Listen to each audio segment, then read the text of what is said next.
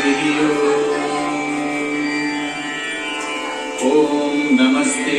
गणपतये त्वमेव प्रत्यक्षं तत्त्वमसि त्वमेव केवलं कर्तासि त्वमेव केवलं हर्तासि त्वमेव केवलं हर्तासि त्वमेव सर्वं खल्विदं ब्रह्मासि त्वं साक्षात् आत्मासि नित्यम्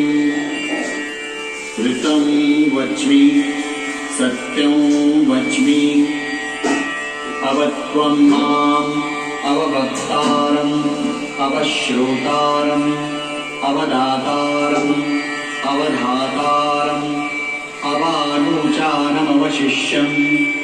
अवपश्चात्तात् अवपुरस्तात् अवोत्तरात्तात् अवदक्षिणात्तात्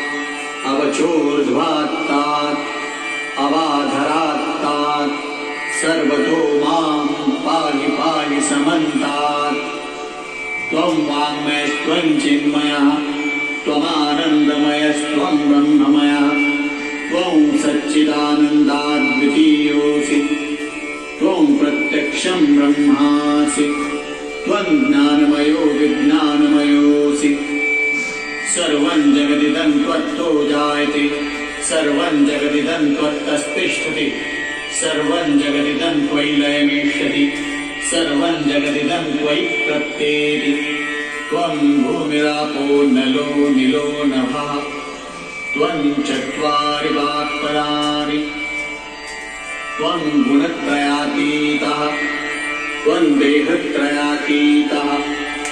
त्वं कालत्रयातीतः त्वं मूलाधारस्थितोऽसि नित्यम् त्वं शक्तित्रयात्मकः त्वां योगिनो ध्यायन्ति नित्यम् त्वं ब्रह्मा त्वं विष्णुस्त्वं रुद्रस्त्वं इन्द्रस्त्वं अग्निस्त्वं वायुस्त्वं सूर्यस्त्वं चन्द्रमास्त्वं ब्रह्म भूर्भुवः स्वरूपम् गणादिं पूर्वमुच्चार्य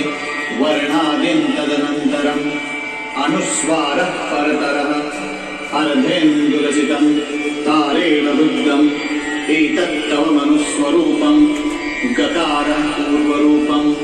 अकारो मध्यमरूपम् अनुस्वारश्चान्त्यरूपम् बिन्दुरुत्तररूपम् नादः सन्धानम् संहिता सन्धिः सैषा गणेशविद्या गणकऋषिः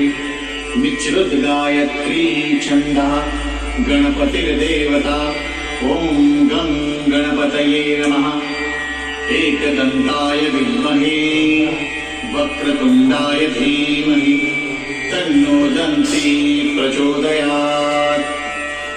एकदन्तं चतुर्हस्तं पाशमङ्कुशधारिणम् रदं च वरदं हस्तैर्बिभ्राणं मूषकध्वजम् रक्तल्लम्बोदरं शूर्पकर्णकं रक्तवाससं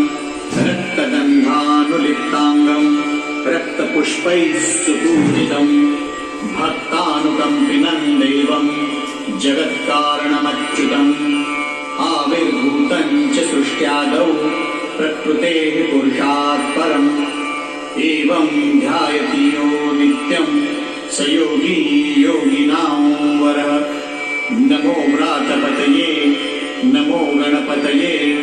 नमः प्रमथपतये नमस्ते स्तुलम्बोदरायैकदन्ताय विघ्ननाशिने शिवसुताय श्रीवरदमूर्तये नमः।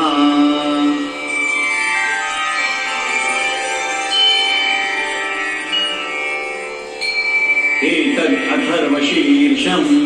यो धीते स ब्रह्म भूयात्।